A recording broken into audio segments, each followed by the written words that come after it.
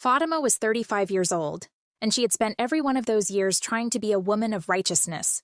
Not just a woman who prayed, not just a woman who covered, but a woman who lived, breathed, and embodied Islam in its purest form. A woman of taqwa, a woman of ihsan. For as long as she could remember, Fatima had strived to live according to the dictates of Allah and the Sunnah of the Prophet, peace be upon him. She wasn't just a Muslim by birth, she was a Muslim by conscious devotion. She loved the rhythm of prayer, the stillness of Fajr, the discipline of fasting, the poetry in the Quran. She found peace in her prostration and purpose in her modesty. Fatima had once been a niqabi, fully veiled except for her eyes, a decision she had made in her early 20s out of pure conviction. She had wanted nothing of the dunya, nothing of worldly distractions, only closeness to Allah. She had been admired for it, respected, praised. But now she only wore the hijab, and the reason for that shift was something she had struggled to admit to herself. There were many things people knew about Fatima bint Yusuf. They knew she was kind, the kind of woman who would buy extra food during Ramadan just to secretly leave it on the doorsteps of struggling families. The kind of woman who would stay after Jumu'ah to sweep the women's section of the mosque, never seeking acknowledgement. They knew she was wise, often the one women turned to when their marriages were failing, when their children rebelled, when their faith wavered. They knew she was respected, especially by the men in the community, not for beauty, but for her intelligence, her discipline, her piety. And they knew she was an unmarried 35-year-old woman. What they did not know was why. Fatima had never once found herself drawn into the distractions of romance, not in her teenage years and not in her 20s. The proposals had come. Good men, righteous men, men of faith, men of knowledge, men with beards thick enough to make a scholar proud. Yet none had stayed. One by one, the suitors faded. The excuses were always polite. She is a good woman, but perhaps not for me. She had begun to wonder if her niqab had been the problem. Perhaps the veil had made her seem too distant, too untouchable, too much like a woman of worship rather than a woman meant for marriage. And so, she had removed it. Not because her faith had weakened, but because she had hoped that maybe, just maybe, it would change something. That maybe if men could see more than just her eyes, if they could see the softness in her face, the warmth of her smile, they would finally see her as a woman to be loved, not just respected. But even then, nothing changed. The suitors still came, and the suitors still left. And so she had resigned herself to Qadr, Allah's decree. If marriage was not written for her, she would accept it with grace. She had never once questioned whether it was normal. If there was one thing Fatima loved most about being Muslim, it was the certainty of it all. Life outside of faith was chaotic. People chased things that never lasted: money, power, love that burned fast and faded faster. But Islam was unchanging, steady, a lighthouse in the darkness. She loved the discipline of it, how salah structured her day, how fasting strengthened her will, how modesty protected her from the gaze of men. She loved the community, the warmth of iftar gatherings, the way women embraced each other like sisters after Taraweeh prayers, the way elders greeted her with du'as and prayers for barakah. And she loved the simplicity of submission. She didn't need to search for meaning in life. Meaning had already been given to her in the words of the Quran. Perhaps that was why she had never been troubled by the absence of love in her life. Perhaps that was why, even as the years passed, she never felt lonely. She was content. She had Allah, and that was enough. But contentment had a way of being tested, and Fatima was about to be tested in a way she had never imagined. Fatima had always believed that the best of people were those who gave to others. That was why, despite her busy schedule, she made it a habit to volunteer with the sisters from her mosque, visiting motherless baby homes, feeding the needy, and donating provisions to those less fortunate. It was an act of sadaqah, but more than that, it was an act of devotion, a way to cleanse the heart, to be reminded of the blessings of Allah, and to fulfill her duty as a Muslim. That day, she and a group of women from her Islamic charity group had packed bags of food, clothing, and supplies into a large community bus, heading towards an orphanage on the outskirts of the city. The visit had gone as beautifully as it always did, children smiling as they received their gifts, caretakers expressing gratitude, the warmth of dua filling the air. Fatima had taken charge as usual, ensuring everything was distributed fairly, speaking with the orphanage director, organizing what needed to be done. By the time they boarded the bus to return home, she felt fulfilled, yet tired. Later that evening, after freshening up, she stopped by a local grocery store, still in her jilbab and hijab, to pick up a few things. It was a quiet evening, and she barely paid attention to the men standing outside, chatting in loud voices as she walked in. As she reached for a carton of milk, she overheard a familiar voice. "That one? Ah, she's always acting like she's in charge." Fatima's grip tightened around the carton, her pulse quickening. The man speaking, Abdul Rahman, was one of the regular brothers from the mosque, a man who had often led charity events alongside her, though he never seemed to approve of the way she took control of things. She knew his voice, knew his arrogance, but today he wasn't speaking to her. He was speaking about her. Fatima placed the carton in her basket and turned, making her way toward the register. But then, his next words stopped her in her tracks. "She's always barking orders, always acting like she's the boss. Someone should remind her she's only a woman." A slow heat rose up Fatima's neck. She turned sharply, stepping into view. "I beg your pardon?" The group of men stilled, caught off guard by her presence. But Abdul Rahman only smirked. "Ah, Sister Fatima," he said, crossing his arms. "I didn't mean any offense. I'm just saying, you should relax a little. You're too controlling." Fatima narrowed her eyes. "And what exactly do you mean by that?" "You take over everything, always giving instructions, always trying to lead." He shook his head. "It's not becoming of a woman. You should let the men handle things." Fatima felt something inside her ignite. "Let the men handle things?" she repeated, her voice sharp. "So the work I do, the work we all do, it means nothing because I'm a woman?" "Ah, see," he said, laughing as he glanced at his friends. "Exactly my point. Too aggressive. Always ready for a fight." Fatima's jaw clenched. She wanted to walk away, but the anger in her chest was boiling over. "We do charity work for the sake of Allah," she said evenly, "not to stroke the egos of men who are too insecure to see a woman lead." A murmur rippled through the group. Abdul Rahman's smirk faltered for a moment, but then he tilted his head. "Well, maybe if you weren't so controlling, you wouldn't be 35 and still unmarried." Silence. The air froze. Fatima felt as though she had been punched in the stomach. The words hit her harder than she expected. Abdul Rahman shrugged. "What man would want a woman like you?" Her throat closed up. Her hands trembled. She wanted to say something, anything, but the words wouldn't come. She saw the way the other men lowered their gazes, shifting uncomfortably. The way the cashier pretended not to hear. Fatima swallowed back the burning in her chest. She would not let him see her break. Lifting her chin, she turned away, paid for her groceries, and walked out without another word. But the moment she got home, the moment she closed the door behind her, her body collapsed onto the bed. And she wept. She wept with the kind of silent grief that she had buried for years. Because for all her strength, for all her piety and patience, deep down, she wondered if he was right. She had done everything right. And yet, why was she still alone? The room was dark when Fatima's eyes snapped open. For a moment, she lay there, disoriented, the weight of exhaustion pressing against her chest. Then realization hit her like a slap. I missed Aisha. She bolted upright, heart hammering. How could she have fallen asleep without praying the last salah of the day? She had never missed a prayer before, at least not without a valid excuse.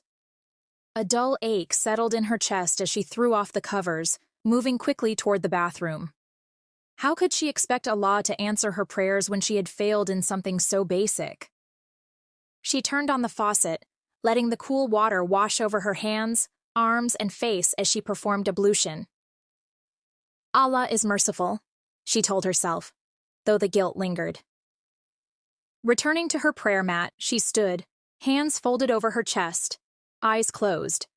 With each movement, each bow, each prostration, she tried to quiet the thoughts racing in her mind, tried to regain the sense of certainty and peace that prayer always gave her. When she finished, she remained seated, pulling the Quran from her bedside table. Her fingers traced the delicate Arabic script as she whispered the verses softly, her voice blending into the silence of the night. It was a week to Ramadan.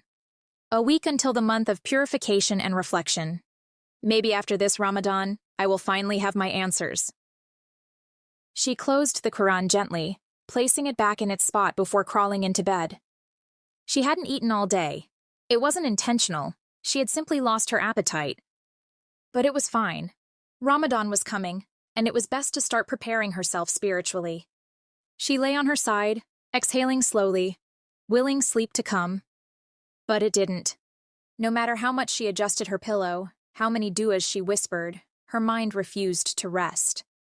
The words from earlier that day still rang in her ears. No wonder you're still single. Fatima reached for her phone, hoping some distraction would settle her thoughts.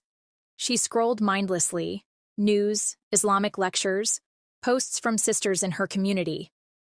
But nothing held her interest. Then she saw it. A novel. Beneath her hands. Something about the title intrigued her. Maybe it was a historical romance, the kind where a prince rescues a beautiful, pious woman from the clutches of an unworthy suitor. Maybe a story like that would be just what she needed. Something light-hearted, something to help her escape. She clicked on it and began reading. At first, it seemed normal enough. The protagonist, a reserved, intelligent woman, was swept up in a whirlwind of emotions when she met someone who made her question everything. Fatima found herself drawn in, flipping the pages quickly. But then, her breath caught in her throat. This wasn't about a prince and a damsel. It was about a damsel and a damsel. Fatima froze, her fingers hovering over the screen. What is this? Her first instinct was to close the app, to delete the book entirely. But she didn't. Something in her made her keep going. It wasn't because she agreed with it. No, astaghfirullah. It was because it was intriguing. Something about the emotions, the depth, the rawness of it all pulled her in. She wasn't reading it for the romance. She was reading it because the way it was written felt so painfully real. And for some reason, she couldn't put it down. Fatima loved the book club. It was one of the few places where she felt like she truly belonged. A space where Muslim women, young and old, could come together, share their thoughts, and bond over their love for literature. The group ranged from 18 to 45, and while most were married, there were still a few single women like herself. And then there was Hawa. At 43, Hawa often joked about how she had only 2 years left before she would have to leave the group. "Where do old women like me go after this?" she would say with a laugh, though there was always something in her voice that sounded a little too serious. Fatima understood that feeling. It was easier to fit in here than anywhere else. Outside of this group, single women their age were either seen as a mystery, an object of pity, or a cautionary tale. Here, none of that mattered. The club wasn't just about books, it was also a space for mentorship, a safe place where younger women learned from the experiences of the older ones. As usual, Fatima was one of the first to arrive, arranging the chairs, making sure the room was in order, preparing to moderate discussions as she often did. She had always been the kind of person who liked things organized, structured, in place. Even here, she took pride in making sure meetings flowed smoothly. The moment everyone settled in, she took her usual spot near the front. Today, they were discussing a historical fiction novel, and as usual, Fatima had a lot to say. She always had something to say, but today felt different. The door opened, and the first thing Fatima noticed was a striking teal hijab. The fabric draped elegantly over the woman's shoulders, contrasting beautifully against her skin. But what caught Fatima's attention even more were her hands, adorned with delicate, intricate henna patterns. Fatima rarely paid attention to details like that, but for some reason, Her eyes traced the swirls and floral designs along the woman's wrists, up to her forearm. And then she saw the nose ring, small, gold, catching the light just enough to accentuate her high cheekbones and perfectly oval face. She looked expensive. Not in an ostentatious way, but in the way of someone who knew exactly how to present herself. Fatima realized she was staring. She quickly turned her gaze back to the front, pretending to focus on her notes. But then she felt something, a presence settling beside her, a shift in the air, a scent so rich and intoxicating that she didn't even realize when she shut her eyes for a moment, inhaling. It was soft, musky, feminine. The kind of perfume that lingered without being overwhelming, wrapping around her senses like silk. She turned her head slightly, trying to glance without being obvious. The moment her eyes moved, the woman turned too. Their gazes locked. Fatima's heart skipped a beat, and she quickly looked away, focusing her attention on the front of the room. But before she could stop herself, she smiled. She didn't know why. The introductions started, and soon the club's president stood up. "Sisters, we have a new member joining us today. Please welcome Maryam."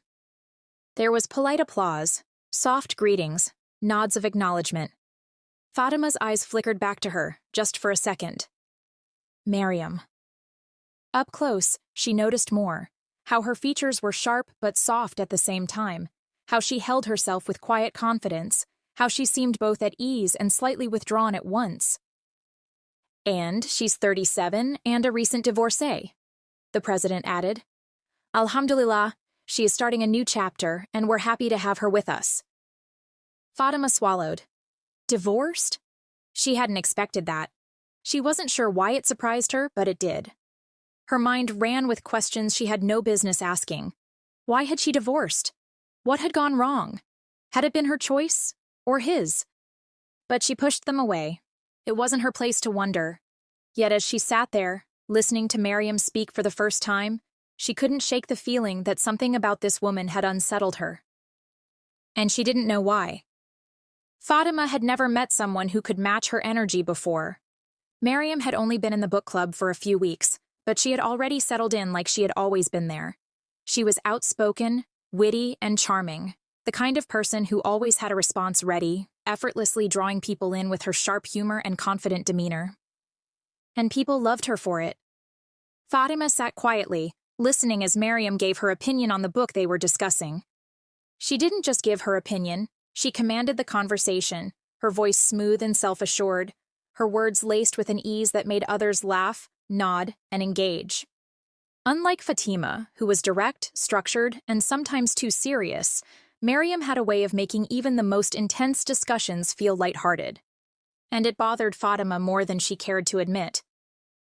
Organizing things had always been her thing. She was the one who made sure things were in order, that the discussions stayed on track, that the group didn't turn into a chaotic mess of opinions flying everywhere. Now it felt like Maryam had come to take over. And the worst part? Unlike Fatima, people actually liked Maryam. Fatima caught herself. Astaghfirullah. This was Ramadan. She was fasting. She shouldn't be sitting here harboring jealous thoughts in her heart. She took a slow breath, shaking the feeling away. It was nothing. Just an adjustment. Maryam would find her place, and things would return to normal. That evening, after most of the women had left and only a few remained behind to pack the chairs into the hall, Fatima felt a presence beside her. She turned and found Maryam standing there, her usual easy smile on her face. "Assalamu alaikum, Fatima." Fatima nodded, wiping her palms on her abaya. "Wa alaikum salam." She expected small talk, maybe a polite exchange about the book discussion. What she didn't expect was Maryam's next words. "Free advice, try to reduce your bossy attitude a little bit." Fatima blinked, caught off guard. "Excuse me?" Maryam's tone remained light, but her words cut deep. "The women are complaining," she continued. "They say you can be a little too, controlling." She waved a hand, as if trying to soften the impact of her words. "And trust me, I know your type. You're just like me. But nobody likes to feel like they're being controlled." Fatima froze. her face flushed with embarrassment and hurt, her stomach tightening as if she had been slapped in public. "What?" she gasped. "What do you know about me? Or about being bossy?" Maryam tilted her head, eyes twinkling with something unreadable. "I know enough. And I know that if you don't learn to let people breathe, you'll push them away." Fatima bristled. "It's been less than a month since you even joined this group, and suddenly you know everything?" She let out a bitter laugh. "Who exactly do you think you are?" Maryam's smile didn't falter. "The woman who's telling you the truth, whether you like it or not."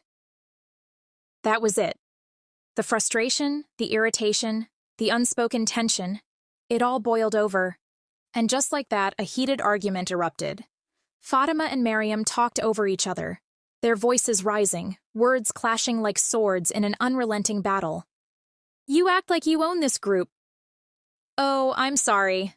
I didn't realize having order and structure was a crime." "It's not what you do, it's how you do it. You don't listen, you just command." "Well, someone has to when people just sit around and, Ya Allah, you're impossible." The other women stepped in, trying to separate them, their hands gently pushing them back, their voices urging calm. "Sisters, please. You're fasting. Don't let Shaitan—"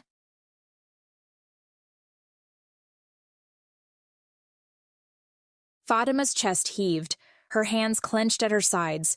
She had never lost her temper like this before. Not in front of people, not like this. But Maryam had triggered something in her, and for the life of her, she didn't know why. The book club had chosen a complex novel this time, one that explored diverse perspectives on life, love, and loss. To make the discussions more engaging, the president decided to pair the women up, forcing them to exchange ideas, challenge each other's viewpoints, and work through any differences. Which was exactly why Fatima and Maryam had been paired together. The president didn't say it outright, but it was obvious she was trying to push them to move past their argument from a few days ago. Neither of them liked it. The last thing Fatima wanted was to spend more time with the woman who had called her bossy. And yet, over the next few weeks, she found herself shuffling between Maryam's home and her own, begrudgingly working through their assigned discussions. They never made it easy for each other. When one spoke, the other listened with a scrunched face, arms folded, looking like she'd rather be anywhere else. When Fatima explained her viewpoint, Maryam would sigh loudly, resting her chin in her palm. And when Maryam spoke, Fatima would stare at her with an expression so stiff and forced that even she knew she wasn't masking her annoyance well. But slowly something shifted. It wasn't obvious at first, just small moments, the way their voices gradually softened, the way their reactions became less irritated and more amused, the way the walls between them started to lower, even if neither of them acknowledged it. Then, one evening, it changed completely. Fatima was at Maryam's place this time, sitting upright on the couch, gesturing with her hands as she spoke. "The main message the author is trying to pass across is about destiny and acceptance," she explained.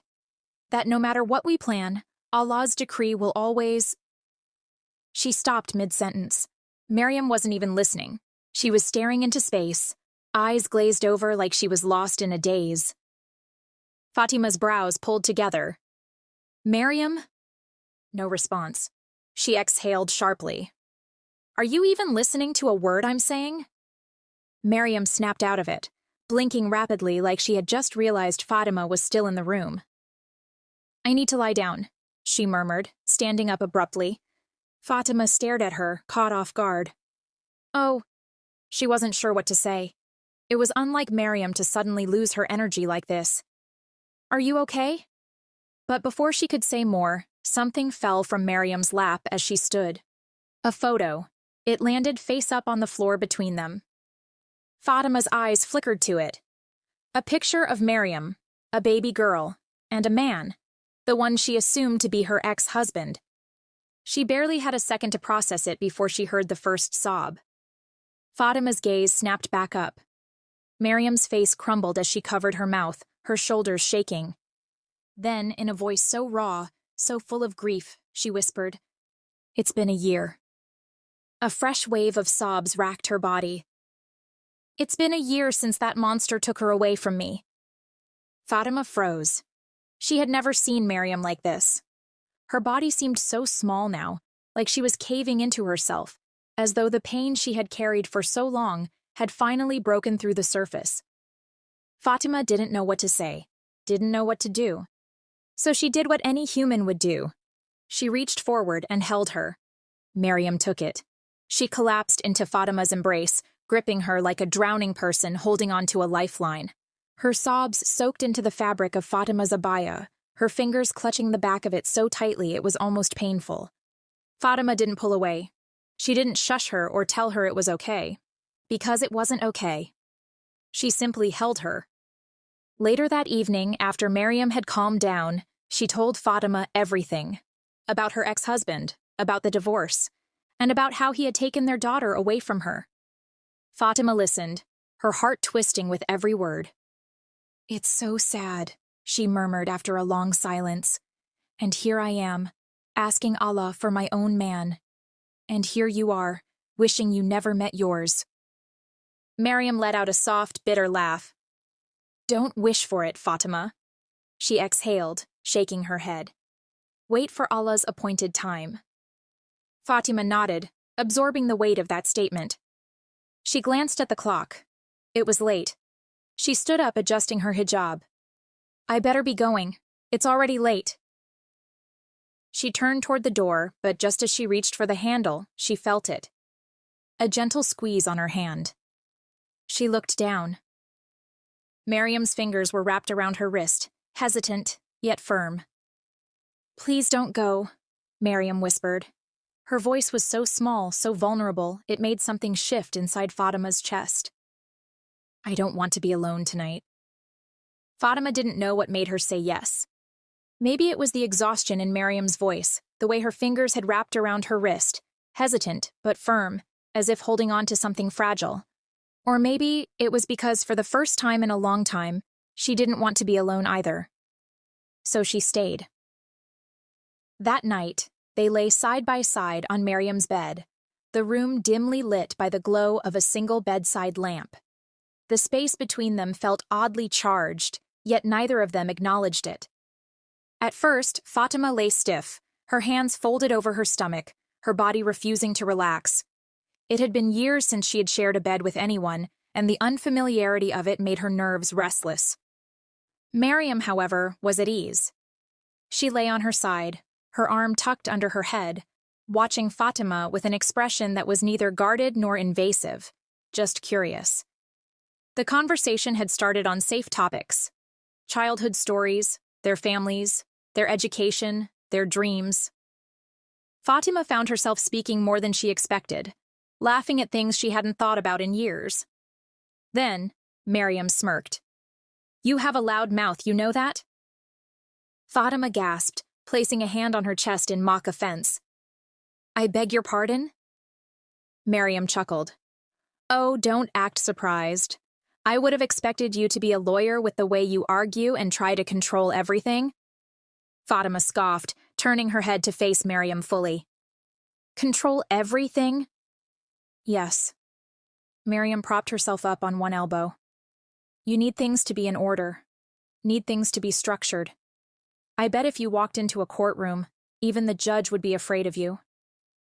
Fatima couldn't hold it in. She burst out laughing, really laughing, a deep belly laugh that made her stomach hurt. Maryam grinned, watching her with amusement. It was strange how easy it was to talk now. How for the first time it didn't feel like Maryam was challenging her. It felt like she was getting to know her. "Well," Fatima said between laughs, "you have a sharp mouth too. I wonder what profession would have suited you." Maryam tilted her head in mock thought. Let's see. Probably a matchmaker." Fatima frowned. "A matchmaker?" Maryam nodded, her face completely serious. "Of course. Imagine me setting people up. Sister Aisha, meet brother Khalid. He doesn't have a job, but mashallah, what a beard." Fatima erupted into laughter, her body shaking so hard that Maryam had to hold on to the mattress. "You're impossible," she gasped, wiping her eyes. Maryam smirked, but admitted I'd be great at it. You'd be terrible. Their laughter faded slowly, leaving a comfortable silence between them. Fatima exhaled, letting herself sink into the moment. She hadn't realized how much she needed this ease, this connection, this feeling of being understood. And for the first time in a long time, she didn't feel like she had to prove anything. Fatima, Maryam said suddenly, her voice quieter now. Don't you miss it? Fatima turned her head slightly. Miss what? Maryam's gaze softened. Being with someone. Fatima's breath hitched. She didn't have time to process the words before she felt it. A gentle, almost hesitant touch. Maryam's fingers lightly tracing her cheek. Fatima froze, her body stiffening at the unexpected contact. Her pulse quickened, but she didn't move. I'm still celibate, she stammered, her voice barely above a whisper. Maryam's hand paused for a brief second. Then she slowly pulled away, her brows knitting together. Are you serious? Fatima nodded, feeling the weight of her own admission. Maryam's expression shifted, her gaze searching. How have you been coping? She asked, her voice almost gentle now. I haven't felt loved in a year, and it breaks my heart. Fatima inhaled deeply. I guess it's easier for me since I have never... Maryam exhaled, shaking her head. You're such a beautiful woman, Fatima, she murmured, with a good and kind heart. Fatima felt something stir inside her, something she couldn't name. She didn't know why, but she smiled. You're a beautiful woman, too. Maryam smiled back, her lips curving slightly. You think so? Fatima nodded. Maryam reached out again, this time with her thumb, brushing it lightly against Fatima's cheek. Fatima's breath caught in her throat. I feel like kissing you, Maryam whispered. Fatima's heart pounded. She didn't understand why this woman made her feel this way, didn't understand why her body reacted before her mind could. She should have stopped it, should have pulled away. But she didn't. Maryam leaned in, her breath warm against Fatima's lips, testing the space between them. And then, she kissed her, soft, slow, tentative. Fatima inhaled sharply, her body tensing. It should have felt wrong, but it didn't. Maryam kissed her again, a little firmer this time, coaxing a response, her fingers moving to the nape of Fatima's neck. Fatima didn't know when her lips parted, didn't know when she started to kiss her back. But before she could rationalize it, she was sinking into it. Into the warmth, into the softness, into the feeling of being wanted in a way she had never known before.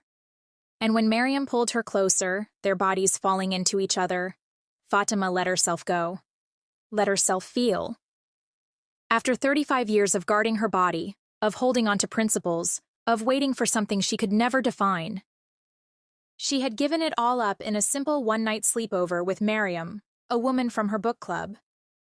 Fatima sat on the floor of her bedroom, her knees pulled to her chest, her breath shaky as silent sobs racked her body. She had been crying for what felt like hours, yet the guilt in her chest only seemed to grow heavier. Why did I do that? The question burned in her mind, over and over, like a whisper from deep within her soul. She squeezed her eyes shut, but the memories still flooded her mind. The way Maryam had touched her, the way she had kissed her back, the way she had let herself go. Ya Allah! She jolted to her feet, stumbling toward the bathroom, her body moving on instinct.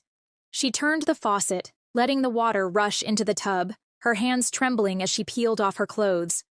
She scrubbed her skin raw, as if the water could wash away the shame that clung to her like a second layer of flesh.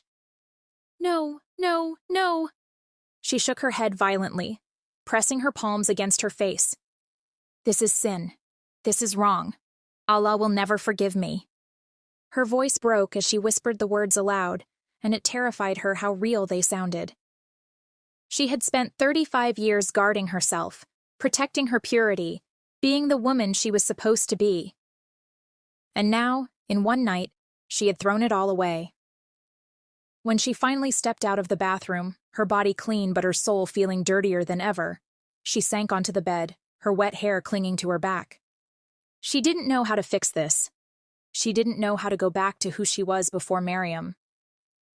Days passed, then a week. Fatima hadn't heard from Maryam since that night.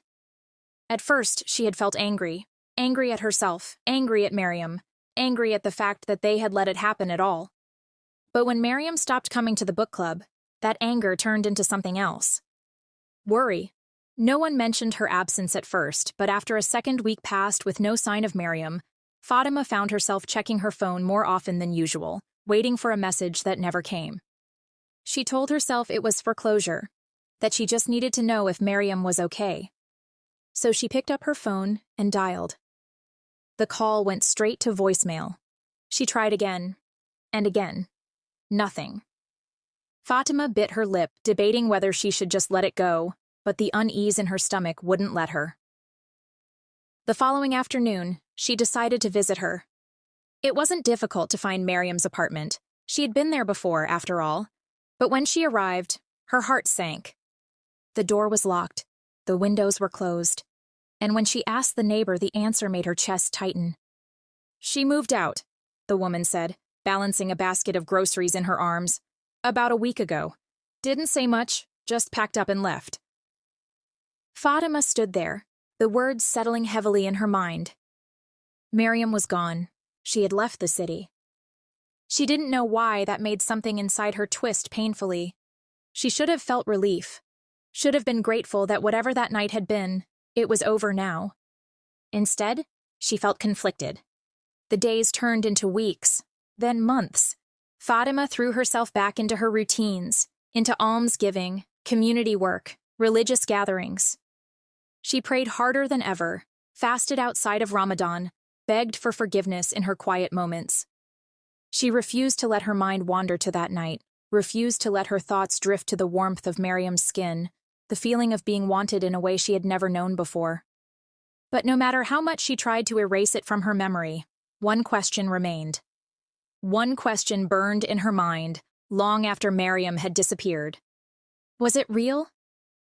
Was it a genuine connection we shared? Or was it a moment of sin and weakness where I allowed Shaitan in? She would never know. But one thing was certain, she would never be the same woman she was before that night. If you enjoyed this story, please consider liking, commenting, and sharing it with others. Your support helps keep stories like this coming. Don't forget to subscribe for more thought-provoking and emotional narratives. Let me know your thoughts in the comments. I'd love to hear your perspective.